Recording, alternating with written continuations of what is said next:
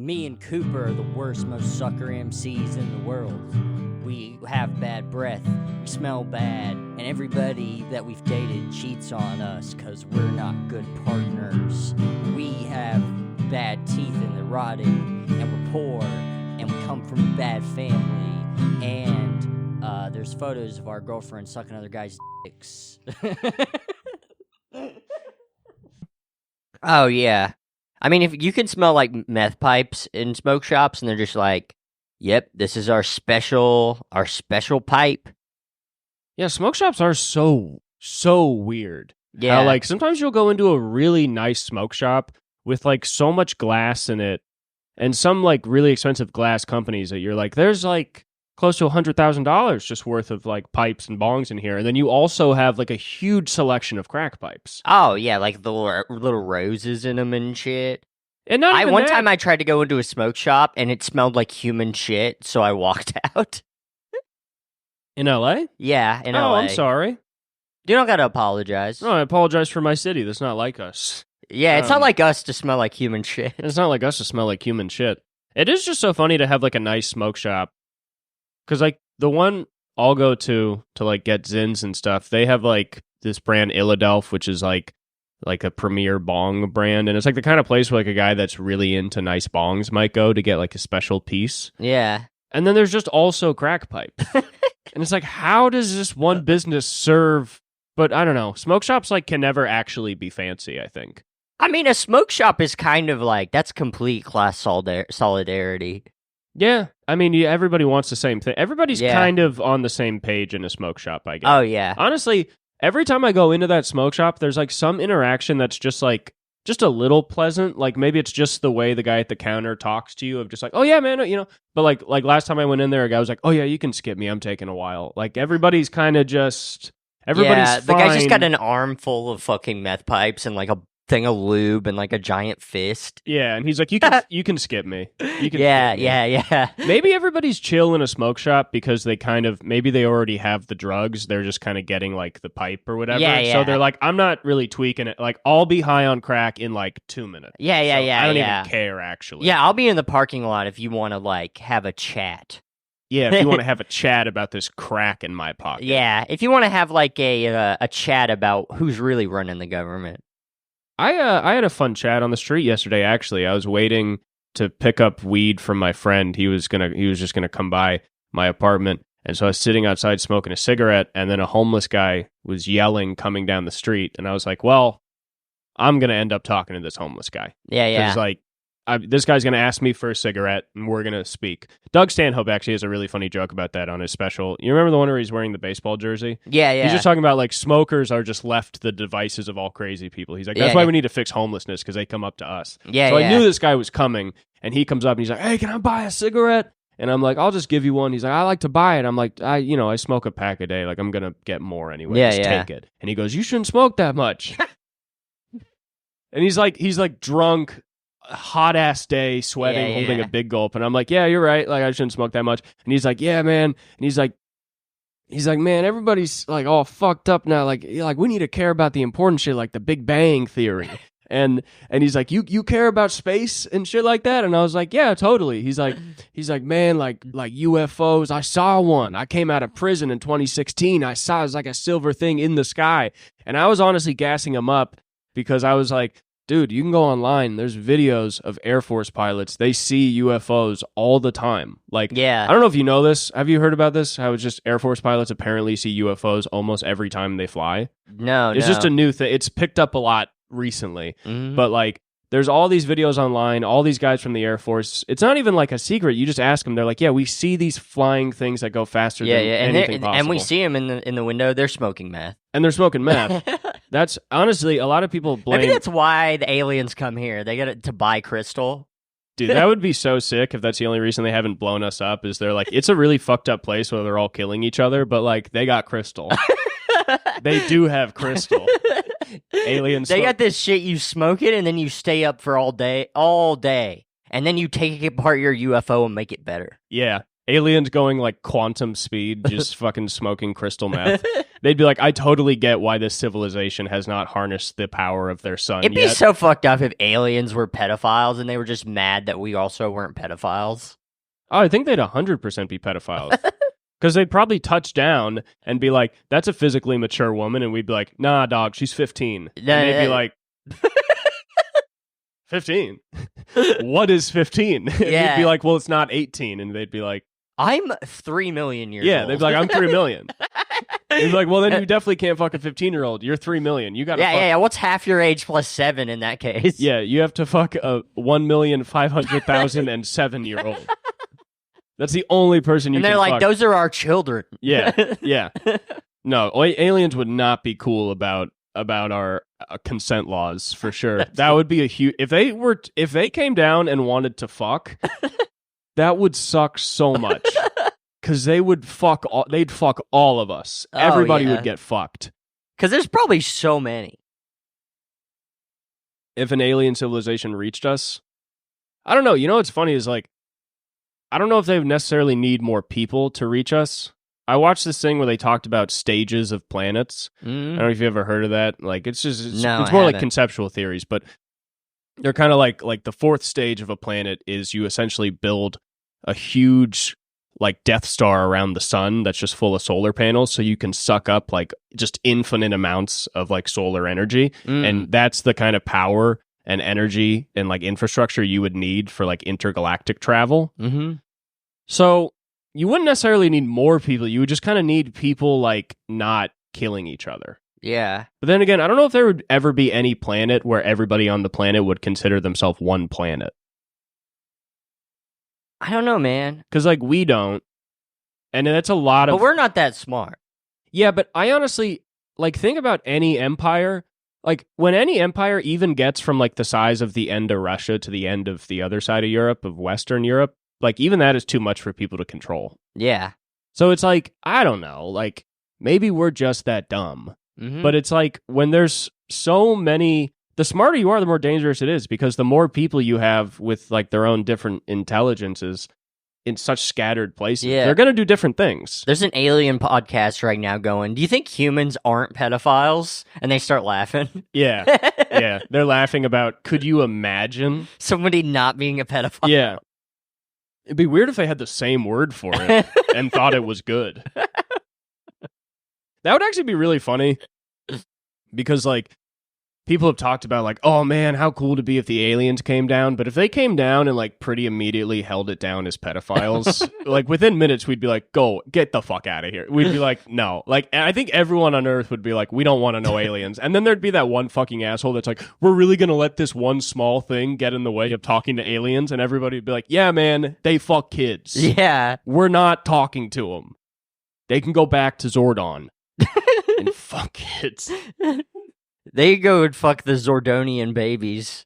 I think, honestly, that could be, like, a great thing for the world if we just learned that, like, other cultures are pedophiles. I think it might actually unite us because we'd be like, you know what? We are one Earth, one people, because we all agree fucking kids is pretty fucked up. Oh, yeah. And then we go to war with the pedophiles. Yeah. And in America. Yeah, like, we kill all the pedophiles, and then we just start building humongous fucking rockets and just and we try to build the pyramids, but it's, like, too hard. Yeah. It's like, we're like, I wish we had some help. Yeah. And then, but there's these space pedophiles. Yeah, I mean, the only guys that really know how to build these pyramids fuck kids, so... If you build a pyramid, they're like, well, we're going to add the room for fucking kids. And it's like, no. We can't have the child We were going to make that room. A computer room. And they're like, you mean like where we can chat with kids on chat No. God damn it. I was What if that's what they call pedophilia is computers? Oh, it's to them, it's just computer stuff? Yeah. To them, like, well, this is just what you do on a computer. Yeah. Yeah. I mean, it would really be surprising if... aliens used all their technology to fuck kids and get intergalactic space travel. Like, those seem like those... They're like, there's probably kids on other planets. Seems like they'd immediately get in the way of each other, those two ventures. But I don't know. I was watching that Nickelodeon documentary that everybody's talking about. Oh, yeah. I watched like 20 minutes of the last episode last night. It's a very well done documentary just because in the first 3 minutes they just show like 3 times Dan Schneider made porn for himself using kids on Nickelodeon. Oh yeah. Like when they have Ariana Grande like double stroking a potato, moaning and screaming, "Give me the juice." Yeah. It's so funny. You ever see something so evil you laugh? Oh yeah. Where I was watching that documentary and I was like, it's like it's the kind of documentary you watch where you're like, well, this is the whole documentary. I don't need it. Like this, like you can go on for hours. I know it gets worse, but like, yeah, this is it. You've convinced me. This is crazy. Like, yeah. Yeah, I mean, that's the shit that's public. Yeah. Yeah. That's the shit that's not libel. They had to show us the stuff that wasn't libel, and it was a child squeezing a potato like a cock. Yeah. And it's like none of it's a leap. Yeah. At all. And then there's another thing where he just has Ariana Grande hang her head off a bed and pour water over her mouth and face. Just pissing on a child. And it's just funny because it's like I was the age, and we were the age that would watch Nickelodeon when those stars were coming up. So I was trying to remember if I'd seen any of that. Yeah. And like I remember like watching some of all that, and like it is just funny because in my heart I feel like I know that I've seen a lot of these self-made porns that Dan made for himself on national Did TV. you see the? I just don't remember them. Did you see the glory hole? The pedophile putting the pickle through the glory hole, and Ray Romano eats it. No, I heard about the pickle though. Pickle guy is like the worst guy of them all. I heard pickle guy is the worst guy. Yeah, yeah, pickle guy's the worst guy. I wonder if pickle guy is still alive. I don't. Pedophiles die. Yeah. You ever notice that? Pedophiles always die of like fucking like lung disease or something. They truly kind of get cut down by God in ways. Like Dan Schneider's alive though, right? Yeah, he's alive. And he's just like super unhealthy looking. Is he in prison? No. Yeah. No, he like made a response to the video where he's like, I'm so sorry I'm a pedophile. I'm so sorry I'm a fucking pedophile. I just love to have sex with kids. I'm so sorry about that. It's so crazy to do that for like 15 years. And then like all these movements that are very well intentioned to help people. Well, it's so funny because it just ends up with one fat guy just making a video and being like, sorry. It's so funny because we were so much more afraid of pedophiles back when those shows were on. We were the world was so scared of pedophiles, and then they're like, all right, you have to stay inside and watch the TV. And little did they know, the TV was like, this is a bukkake, but it's not. Stay inside and watch the programming made by pedophiles. Oh, yeah. Stay inside and watch that stuff. Yeah, I don't know. I mean, yeah, now there's too much discourse. Like, people have We're debates. discussing pedophiles now. I mean, we're luckily not debating the validity of them, but people are out there and they're talking about it. Well, I think our take on pedophiles now is we know people empower pedophiles. We're just trying to figure out how many of them there are. We're just debating how many of them there are. Yeah. Well, we got. Are there millions or billions? That is the real question. It's not are there. It's not are there thousands. It's not are there hundreds of thousands. Is it M or is it B? Is it million or billion? What is? It's like 1 out of 8 people a pedophile. You also notice like the entire history of the world is just everybody calling each other pedophiles.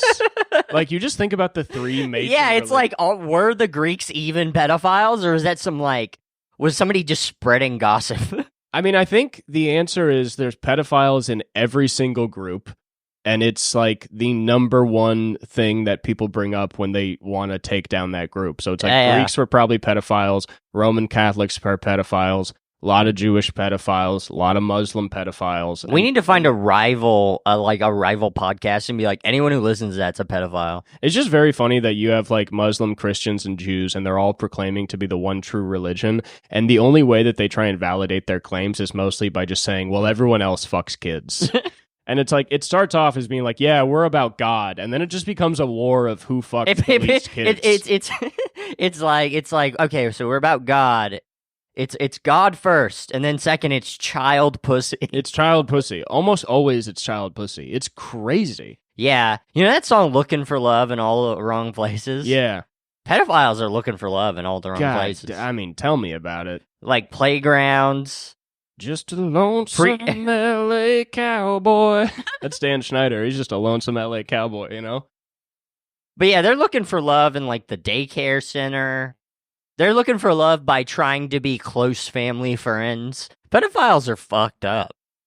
Yeah, pedophiles are always trying to... Pedophiles are always trying to be our trusted uncle. What's fucked up with that? Yeah, they're always trying to be invited to the cookout. Yeah. Yeah.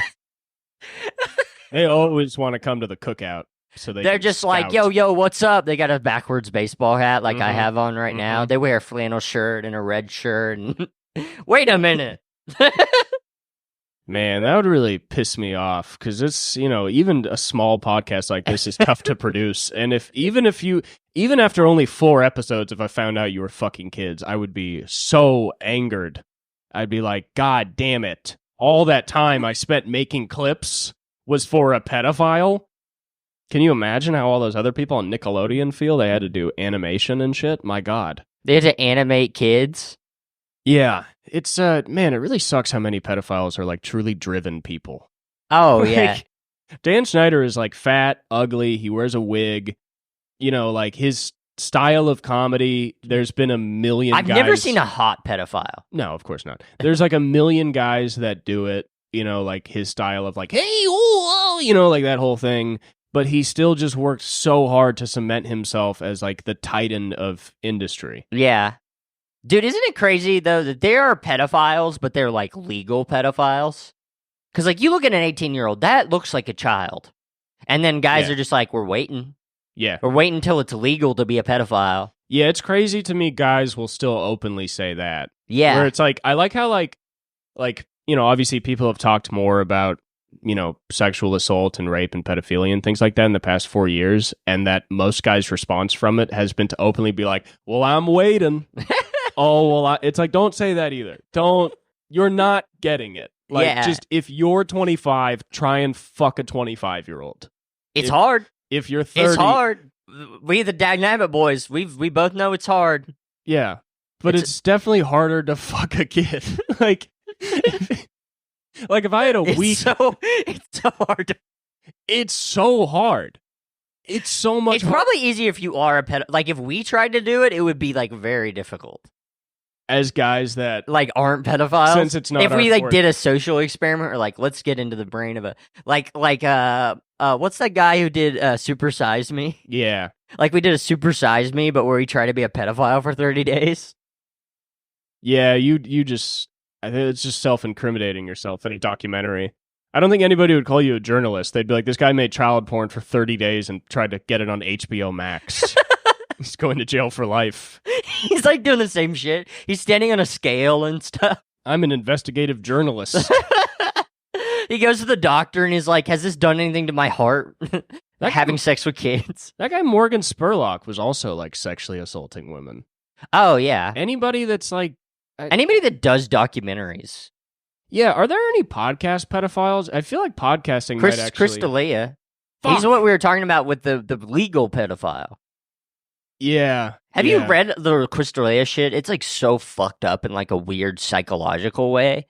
There's some shit like that grooming, right? Yeah, but there's like shit that came out where he was like having women fuck his like bodyguards and stuff.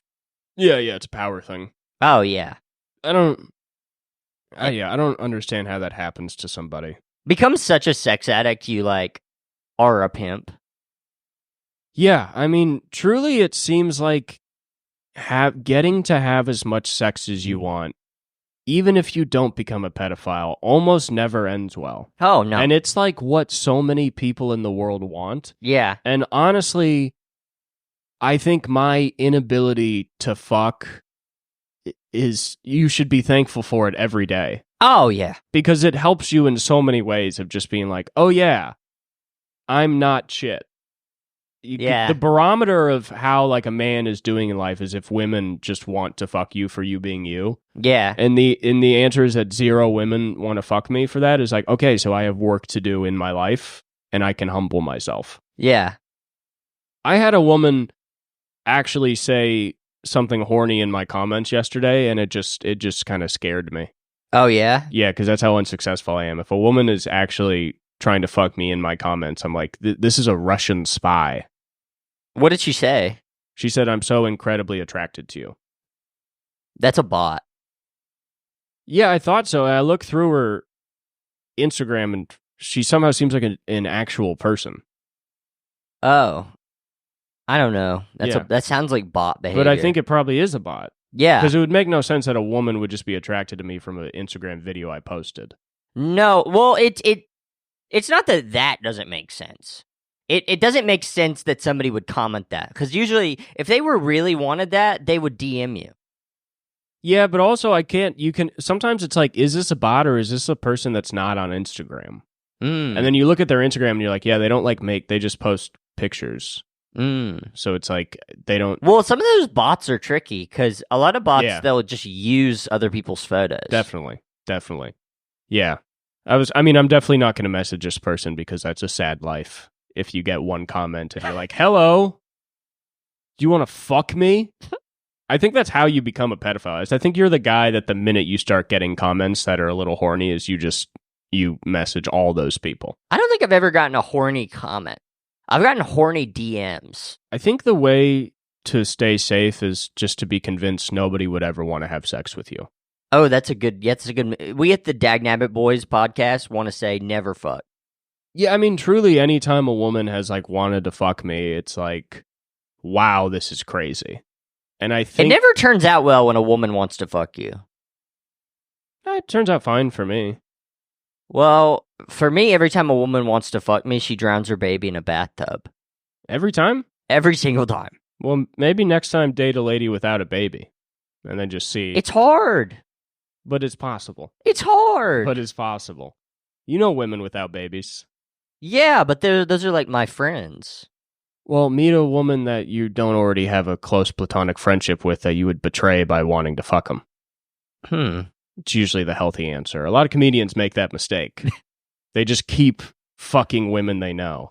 And then they're like, damn, I have all these weird relationships. And it's like, yeah, man, because you won't stop fucking women you're going to see all the goddamn time and you have no interest in dating. How is this going to end well? Dude, that shit is so dark. It's not even dark. It's just dumb. It's just a weird way to live life, to be like, yeah, I'll just fuck this person and then I'll just see him around and act like we didn't fuck. Yeah. Can you just fuck somebody and then just be like, hey? Yeah, it's so weird to run into somebody when you've seen them naked. I mean, then have to make small talk, have to riff with them. Yeah, you're in a group and you've had pussy juice on their chin. And not even a relationship is one thing. You know what I mean? If you loved each other, you dated, It's another thing to just fuck somebody. Yeah. Because it's you've seen every crevice of them and you also don't really know about their childhood. So it's this weird middle ground where you're sort of why'd you let me You kind of know about their childhood. You know a little bit. Yeah, through fucking them. You know a tad. If they want you to punch them in the face, you're like, I have an idea what happened. Yeah. It's always very funny if a comedian ever wants to fuck you because it's just sort of you really want to do that? Bad idea? You're really interested in doing this thing that's probably not going to end well? If it's not for love, it's just to fuck me? Yeah. That's a crazy bad idea. If you're going to go I don't know if I've ever actually, tried to just fuck somebody. What do you mean? I don't know if I've ever tried to, fuck somebody just for the sake of fucking them. I guess I only have when it seemed to both of us that we just sort of like each other and trust each other enough to hook up for a little. Yeah. I feel like that vibe's always pretty clear. Especially women nowadays are sort of better at having one of their friends just be like, oh yeah, she thinks you're hot. And then it's this nice kind of open thing where it's oh, this lady is just pleasantly and genuinely asking to fuck me. Yeah. And then it's usually fine as long as you're not lying to them. I think some guys feel a weird, they feel compelled to tell every woman they fuck that they're the most important woman they've ever met. Yeah. Because it's going to make them feel good, they think. But it's you're just turning yourself into a liar. You're just setting yourself, unless you feel that, but a lot of times. I feel I remember I had one guy one time, I was talking, he was a tall athletic guy, and we were just talking about sex, and I told him I felt weird about the idea of just fucking somebody, because it felt like I was lying to them, and he's just people lie to each other all the time. Yeah, that's a lot of people's perspective. Oh, yeah. Yeah. Where it's like, you got to get them before they get you. Yeah. I mean, things can always get complicated during sex. I do believe, though, that two adults are able to kind of know the deal. Only because I've been in situations where I've had sex with somebody for a few months and we've had a nice time and then it's faded away and me and that person don't really have any ill will towards each other. And if I were to see that person in person again, it would just, What if you fucked somebody so bad you were enemies? You became enemies. Like you just didn't make them come? Well, no, you just like fucked them like so bad. What do you mean? like you were stinky. Oh. You and they were like, I pledge my life to be this guy's enemy. I mean, if you go around giving girls yeast infections, yeah, you're going to have a Twitter post about you in like 3 months. You can't even like fuck women bad anymore. Like, this is so bad for guys like us who are terrible to fuck. I think I'm pretty fine to fuck. No, you aren't. You're terrible. I'm not saying I'm Hey, I'm part of I run a meeting of every woman that's had sex with Cooper and man, and it's been unanimously decided Cooper's bad to fuck. I think the women I fucked say nice things about me. To me. One time at the meetings. One time a woman at Cooper's Anonymous. One time a woman I fucked just winged-man me into fucking her friend. So now this is a brag podcast. No, I'm just saying if you're going to press me about it. This is a denial podcast. If you're going to press me about it, I'm just saying my penis has been recommended from woman to woman. So I don't think I'm the worst guy in the world to have sex with. I don't know. The woman actually told me that she recommended you because she hated her friend so much and wanted to give her a really bad time. Holy shit. She wanted to give her friend the worst 5 minutes of her life. Well, see, that's just their problem. That's not my problem. I don't know. This podcast is disgusting. It's always so gross. And it's Cooper's fault. Yeah, it is my fault. I don't know if you guys if you're watching this, you probably know me and Cooper, but if you don't, Cooper, when he walks, there's a trail of slime that follows him like a snail. Yeah, there is a trail of slime that follows me like a snail, and it's why I don't get booked on comedy shows, because they say, don't book the slime boy, he's going to make it a slime room and make it all slimy and shitty. Dude, slime rooms are so hard to perform in. Well, White comics cannot do a slime room. White comics be slipping and sliding. White comics be like, this smelled like my Nana's house. The first guy on the Comedy Store open mic yesterday, he was performing in front of the booker and the booker of the Netflix festival. So, in terms of people you could perform in front of in LA, it's like kind of two of the best. You know what I mean? Yeah. Like two people that could kind of do a lot for you as a young comic. And he started off his set. He goes, "It's my first time at the Comedy Store, and I'm off perks." He was just off Percocet doing his first showcase at the Comedy Store, and had really good energy. Like, wasn't low at all. Yeah. I was trying to tell if he was slurring a little bit, you know, because I was trying to tell if his lips were kind of close to his teeth, you know, and it seemed like they were, but I wasn't really sure if I was putting that on him, you know. But I don't know if I've talked about this on the podcast, but if you're going to like an anonymous meeting, don't wear sunglasses, because we know what's up. Like, everybody in the room knows what's up. Like, if you go to Alcoholics Anonymous if you go to, we're like, that's an NA guy if I ever seen a motherfucker. Dude, we should go to Alcoholics Anonymous with like shiesties on, like ski masks, and then when we like give our little like our speech, we talk in a different voice. We're like, "Hey, I'm Cooper. I'm an alcoholic, and I've been trapping for," like, just act like we're drug dealers and shit. Act like we're the Trank brothers. I've quit drinking, but I'm still down to trap a little bit. How if long you guys are trying to buy some. How long have you been not drinking? Like a year. Like a year? Damn, I think I remember when you quit, right? Yeah. How's that been going? It's been going good. I don't like drink my own pee anymore. I don't try to make other people drink my pee. I don't like get into verbal altercations. Yeah, you are like a gross drunk, I guess. Yeah. It's kind of your problem. You're not really mean. You just... No, I'm mean. Yeah, you are. Okay. You do gross stuff in front of... I would kind of do gross stuff in front of people. Like, I remember I was talking to my friend about how when I was still drinking, we went out to Korean barbecue and I wouldn't stop eating the raw meat because it upset people. And so I thought it was really funny to keep doing it in front of them. Dude, it is so funny when you're drunk to upset people. Yeah, I mean, to burn yourself with cigarettes and shit. Yeah, and you're just like, look, dude, it's hilarious. They're like, stop, we're worried. Yeah, to do something that only hurts you. To be like, what are you talking about, bacteria? And then just eat another slice of raw beef. And even when I was drunk, I was like, you can eat a little raw beef. You can eat a little bit of raw beef and get away with it. Did you get sick? No.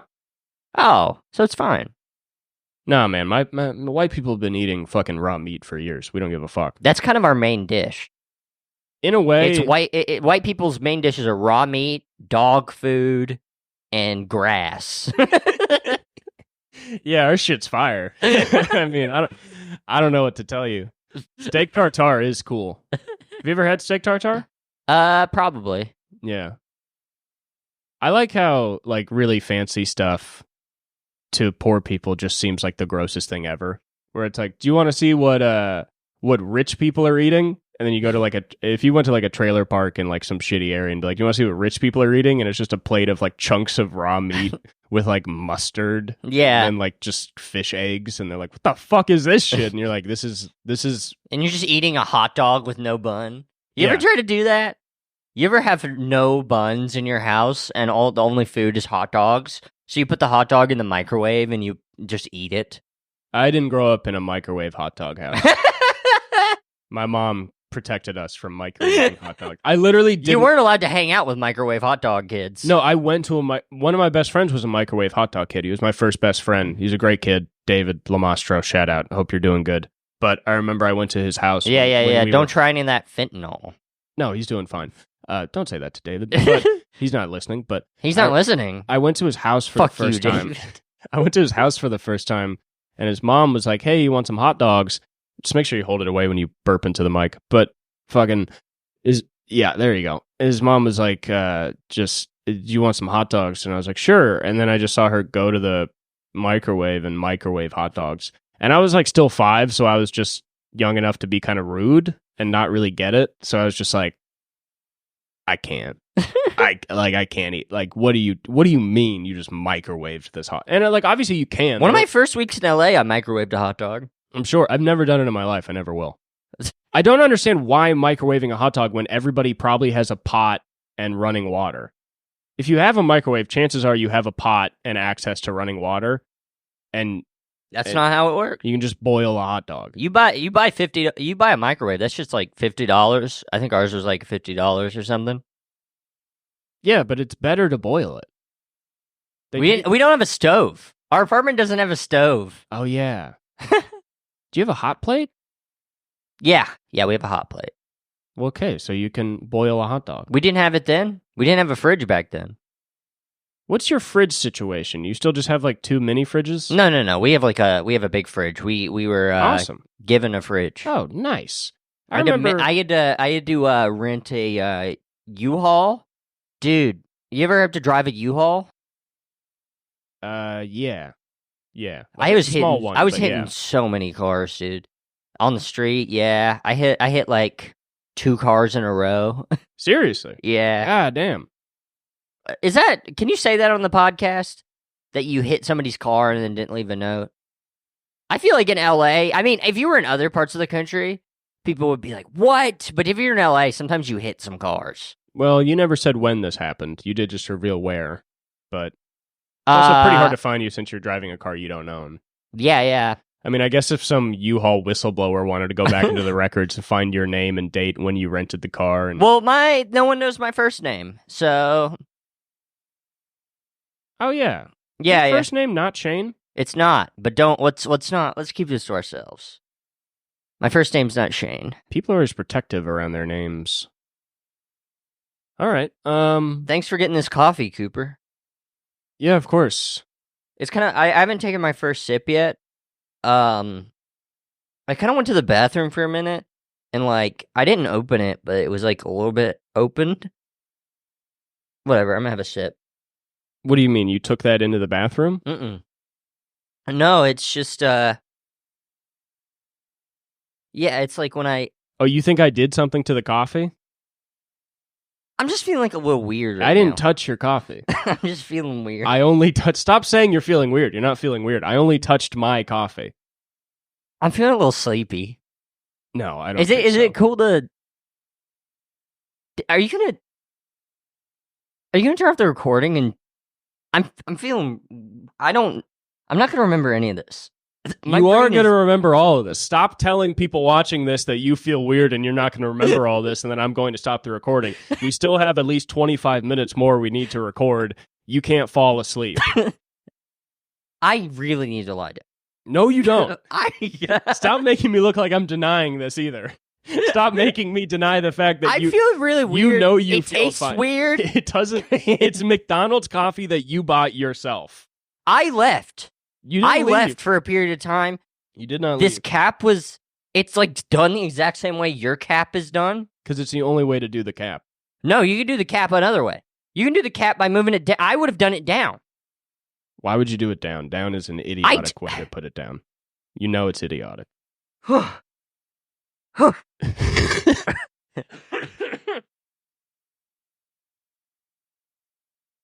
Should we I need to do a podcast where we get like I somebody don't- off I the don't street under- and just drug them? I don't... Yeah, you can lie about that, or we can just try and talk. I don't think people like when we do these kinds of bits. I think they just like when we speak. Nope, nobody's watching this. They're trying to listen to it, and now you've put your mic down to lay your head on the table to accuse me of trying to fucking date rape you on a weekly podcast we do together. You're my friend. I see you almost every day, and you're convinced that this is a ruse to fuck you. Yeah, no, this I isn't do my feel big really plan. weird after taking a sip of that. Let me try another. I mean, you're just drinking it now. You're just voluntarily drinking it after saying... I spit it back in the cup. Cooper, what did you do to this? I didn't do anything to it. I didn't touch your coffee. I feel like partying. Yeah, you feel like partying? I'm tired, but I feel like partying. Yeah, you think I put Molly in your coffee? I don't know, man. You do some weird shit. I don't do weird shit. You do some wild and shit. I do not do wild shit. I smoke a little bit of weed, and that's about it. I'm a nice guy. I'm a trustable person. People like me. I'm a good son. I'm a good friend. You ever feel like you're in a box you can't escape? God damn it. So what's going on with the LA writing scene that you're getting involved in? I haven't been in a minute. Shout out to Car Crash Collective. Yeah, shout out to Car Crash Collective. Those are the people that run the poetry readings you go to? Yeah, shout out to them. I haven't really... They wanted to be on the podcast, and I had to be like, sorry, we don't have enough mics. How do we infiltrate that scene to get those people listening? Do those people listen to podcasts? I think they like me. They listen to probably the first couple minutes of the first episode, I assume. Okay, that's what's up. Because honestly, I don't think we're going to have any luck trying to infiltrate other comedy podcasts. Oh, it's probably too not. impacted a market, so we need to... I think it actually would be... I mean, if we could get one of them on... Like, we don't have a mic cord right now, I guess. We can get one. Aaron's funny. I don't know Brittany as well, but Aaron's funny. She'd be probably a good guest. Yeah, we need to start getting interesting people. She wouldn't be a comedian, which, that'd be good for us. No, that's what I want. I want to get different types of people. I mean, I really want to get that guy Peter Kane Dog Training 1 off of Instagram on here. Yeah. He's an artist. He's a visual artist. He does sculptures. Yeah. He also just posts pictures of it's like a video of an Indian guy making food, and he's just like, oh, good, yeah, grab it with your fucking hands. Yeah, no, grab it with your hands. That'll work. Get the flies in there, too. He's a dog. He seems great. I think we should get people like that. I really have no interest in having another comedian on this podcast. We get, Kenny Lyon, maybe? Kenny Lyon be interesting. We could, but really I'd like to reach out more to different artists around. Oh, yeah. That would be... I mean, if I can get Aaron on... Maybe not. I could swing Doug Pound. Maybe. Sure, he's a great guy. Yeah. We need to, because Shane wants to start... Well, have you started the Substack? I have a Substack, yeah. I'm going to do... yours? It's mine. I'm going to change it to the Dagnabbit blog. Okay. And then me and Cooper, we're going to make posts on there, probably. Yeah, this is sort of a mid-podcast announcement, but in the coming weeks, there should be a Substack up, which, if you don't know, is a forum for posting writings. Yeah. So we're going to try to write some, like, Dagnabbit-esque fucking writing on there, and we're going to try to start a multimedia empire. Yeah, essentially, we're taking on the literary game. Yeah. Because we're so bad at podcasting that we're using our podcast to... No. We're just like... what we're trying to do is we're just trying to branch out and do some stuff that podcasts have never done before, which is to do boring writer shit. Shit.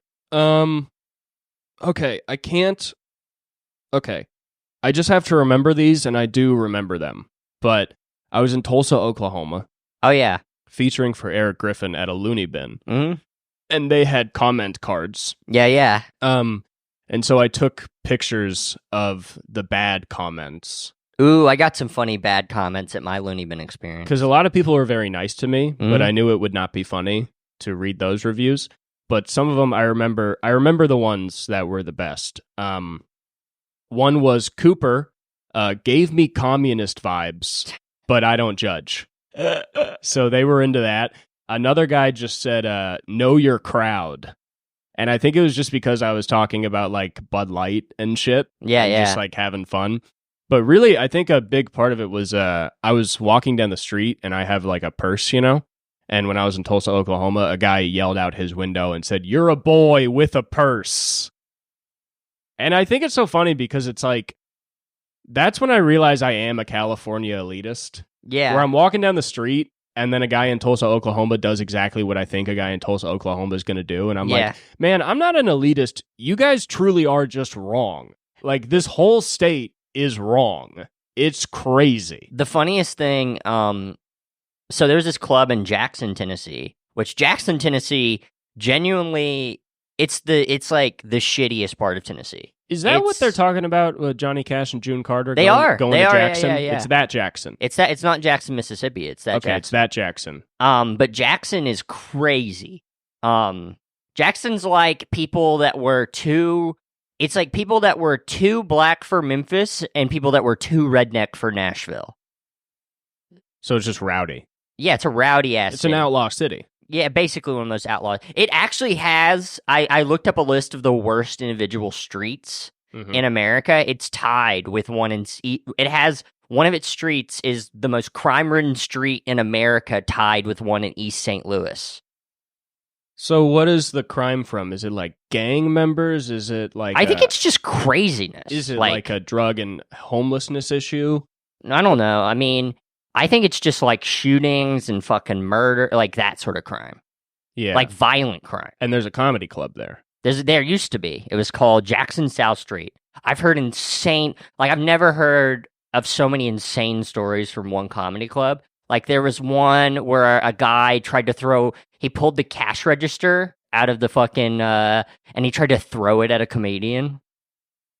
Really? Yeah, and there's another one Seems like the cash register would be far from the stage. I think he went into the other room and then took the cash register and tried to throw it at the comedian. That's real anger, to leave a room and come back into a room with the same anger. Yeah, it's so bad that my friend got booked on another show just because he bombed there. They're like, if you bombed at South Street, you must be good. What does that mean? Oh, like if you do well, then you're too insane? Yeah, you're either like, if you do well there, you're either a hack or you're like a really great Southern comedian. Like Dusty Slay would kill there. My friend Monty would kill there. Yeah. That's kind of it. Those are the only good comics I know of. My Dusty friend Slay's clean, right? Yeah, he's clean. Yeah, I was just watching a special. It's hilarious. And he's one of the best, I think. I'm convinced that Dusty Slay is Nate Bargatze in a wig and fake beard, and that he does that to be a little more loose, but Nate's still such a nice guy, he still can't cuss. So he's just like, Dusty Slay will be my Chris Angel, you know, sort of like my wild side. Like, you know, Garth Brooks had his alter ego? Yeah. That was like, I think that's actually just Nate Bargatze in an alter ego. I don't know. And that when they do their podcast, it's just very slick camera work. Yeah, I love, dude, I love Dusty. He's a great guy. I've known Dusty for like 7 years. Yeah, I'm jealous of the ability to just be like a normal fucking guy. Oh yeah, like the perfectly normal guy. Where he's like very normal, but he has this like star power. He has this like allure that a famous person had, even when he wasn't famous. Yeah, I mean, he's a guy that can wear sunglasses inside and not look like a douchebag. Oh, yeah. And that's like the 0.1% of the population that, like, he could walk into a room with sunglasses on and I'd be like, that's just a cool guy. Like, he's just a nice guy. He also writes a fuck ton. Like, I remember he told me he had just about to release the special. He was trying to do an hour that he hadn't released anywhere. And he was like, yeah, I probably have like an hour more that I could do. Like, he has like 2 hours in the bank. I always wonder how much writing that actually is, like, per day.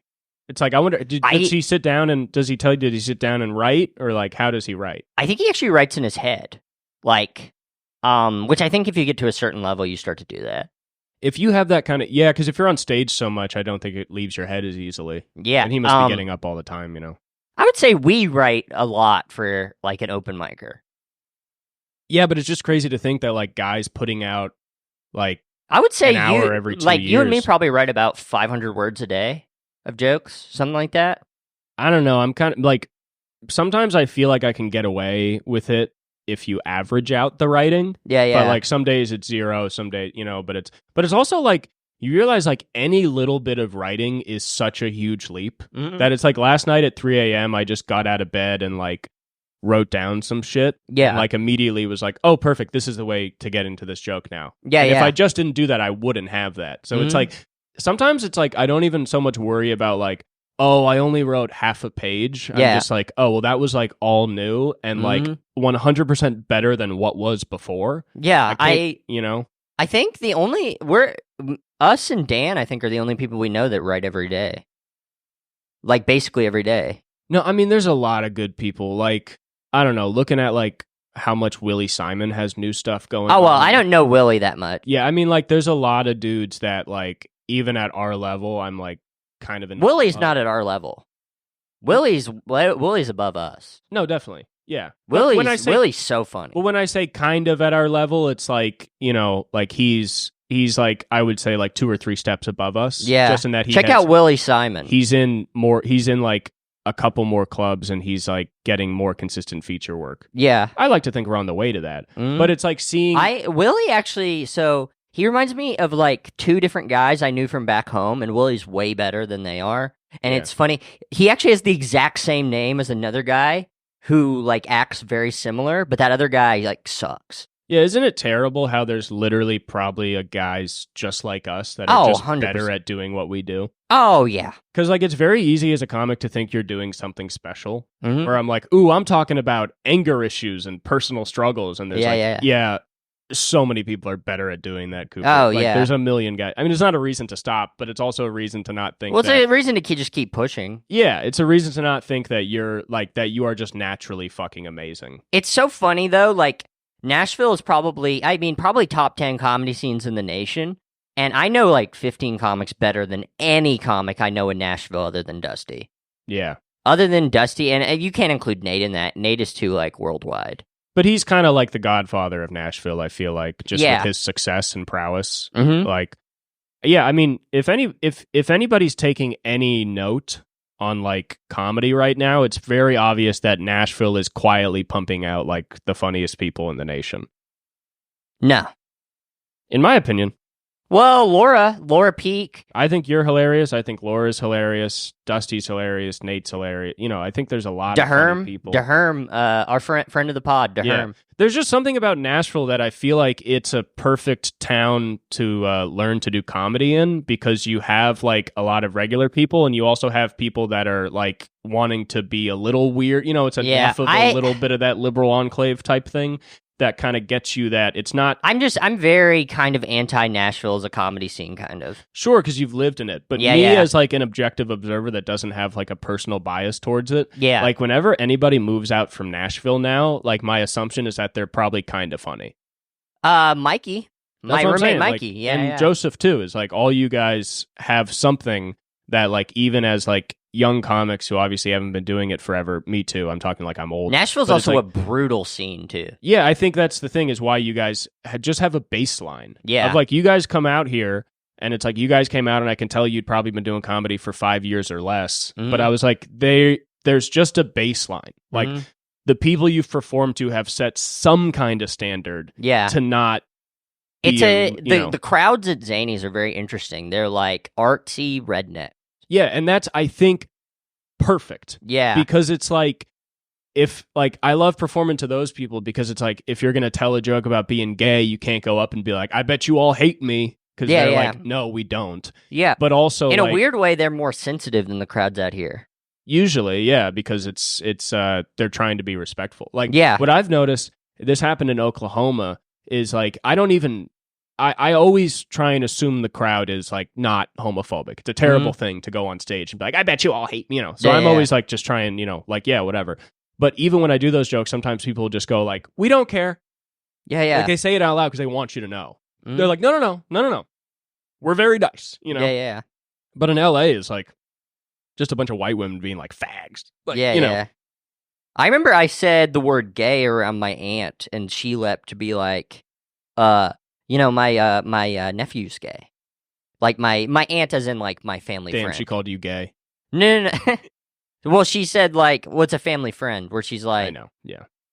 She was like leaping to defend gay people. Yeah. And it's like, I feel like if you called something gay out here in that way, no one's going to go like, no one's going to defend. Well, because gay everybody people. in LA has this illusion that we have finished the evolution of mind. Yeah. In terms of like tolerance, where everybody's like, well, we're all perfect and we all get it. Yeah. But then everybody in like other parts of the country has a more realistic look of like, no, there's a lot of work to do. And I have pride in my city. And I want people who come here to know that we're not hateful rednecks. We used to have... make it clear. Where in LA, it's like, you should already know we're fucking awesome. And it's like, I don't know, you got a bunch of people dying on the streets. Yeah. And like, there's still thousands of people dying on the streets. And it's like, you hear all the rampant transphobia in LA. Like, people are very open about it. There used to be this, so we ran this open mic in Nashville. I ran it Wednesdays, and one of my best friends, John, ran it on Tuesdays. And the mic was kind of known for being like, this is the brutal, like, if you aren't funny, we're gonna like be really mean, like it's gonna be a wild time. And people from California would actually come to the mic. They would move to Nashville and come to the mic and then be like, I could say racist stuff. Yeah. And then we'd go up and brutalize them harder than we brutalized anybody. Yeah. There's this one woman, and I remember she was just like talking about like, why am I being blamed for I'm white. I think it's fine to be white, all that sort of stuff. And she was from LA. And I remember I went up and I was like, give it up for David Duke. And then I just tore into her. Yeah. Well, because, that's the thing. It's like, fucking... There's like so much shit that gets said out here that would be a fight back home.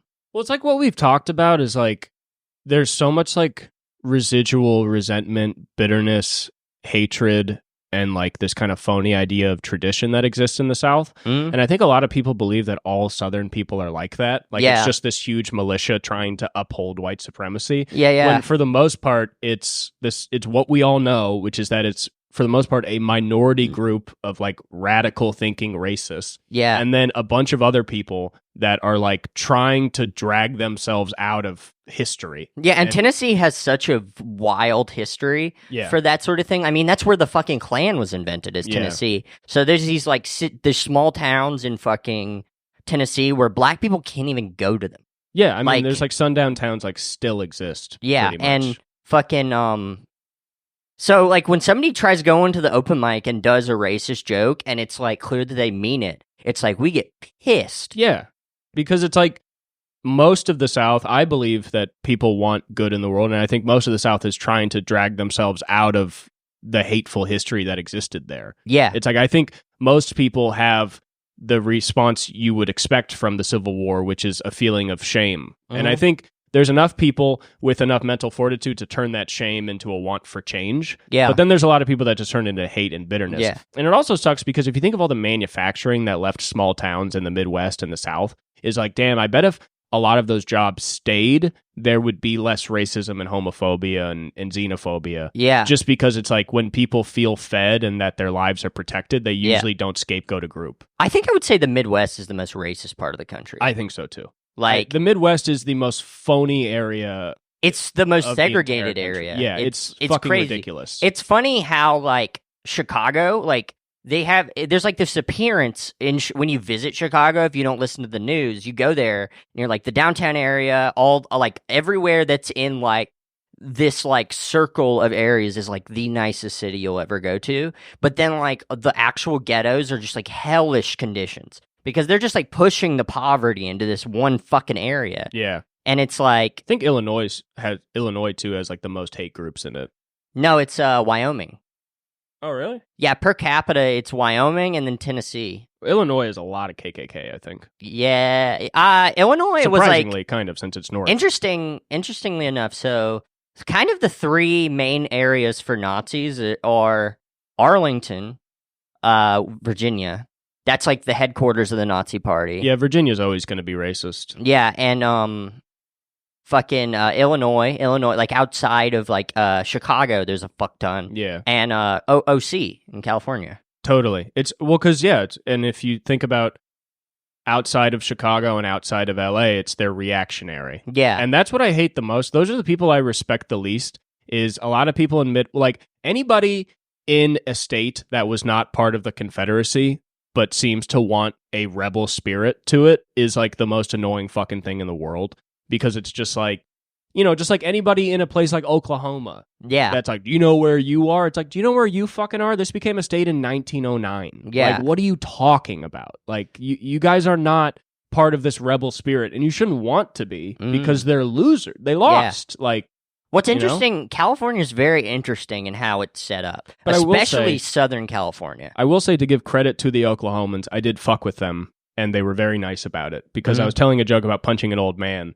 And I got them on my side, but at first they weren't feeling me. And I was like, oh, are you guys going to act like you don't understand violence? I know how this state was formed, okay? Fucking killing all the Native Americans, land races. You guys firebombed a bunch of black people in Tulsa just to set up a loony bin. I was like, if you guys don't start laughing, I'm going to ask Timothy McVeigh to pull up a truck to this fucking loony bin.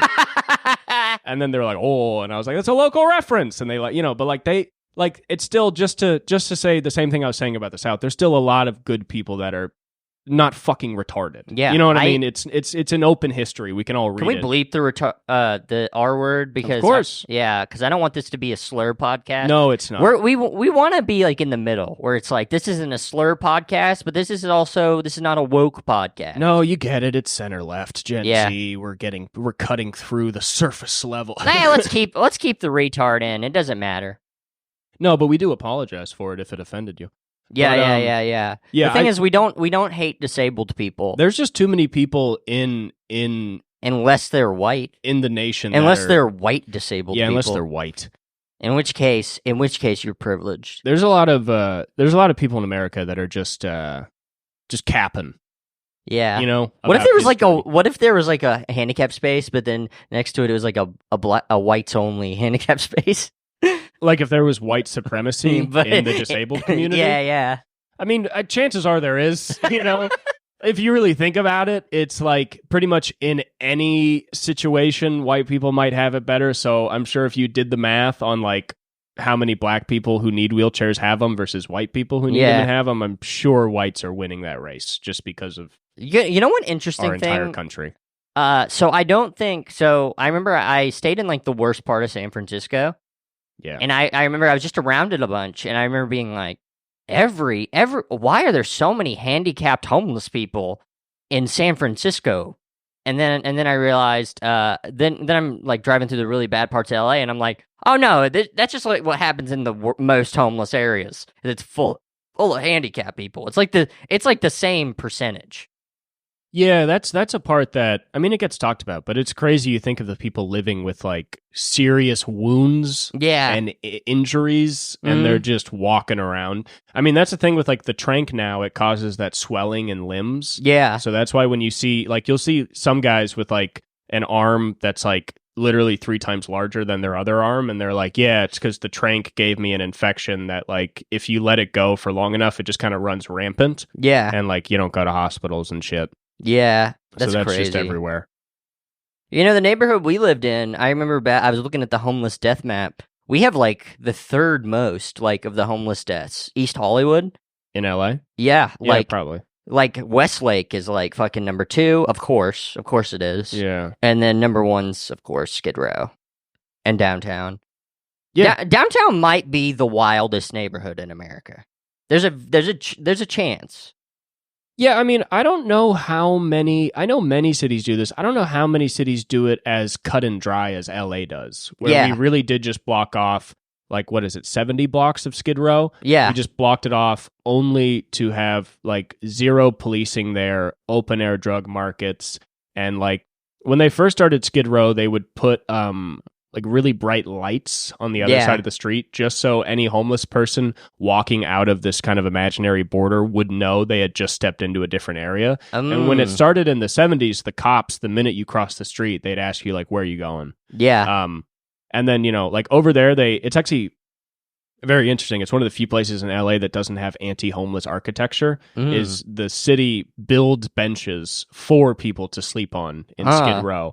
And they, like, support homelessness, and not in any way of, like, helping people. Yeah. But just purely of, like, let's give them all the tools they need to live on the street. Isn't it funny that there's this, like, myth that, like, people move to LA to be homeless when it's, like, I think I read 75% of the homeless are natives.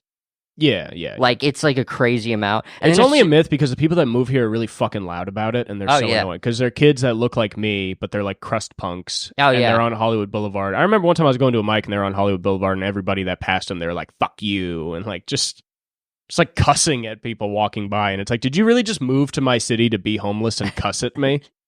Like, yeah. Like, fuck you, dog.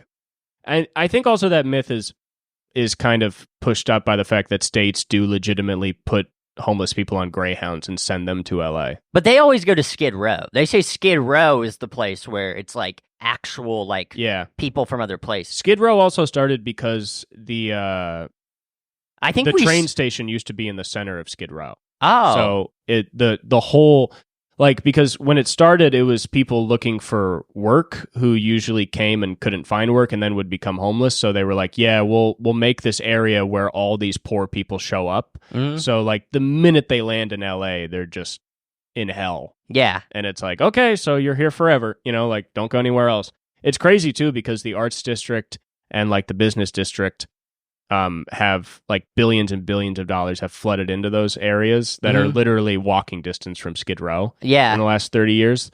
And, it's like, it's not like Skid Row would benefit from skyscrapers. But it's like, there's so much money being poured in, and, like, LA's development economically, for them, the way they've set it up necessitates a Skid Row, because they're just like, we cannot have any of these nice things if we do not have a garbage can of a city block. Yeah. And so it's like, they'll never let go of Skid Row, because it's just like, they need it to continue I'd be very their upkeep. curious what Skid Row looks like during the Olympics.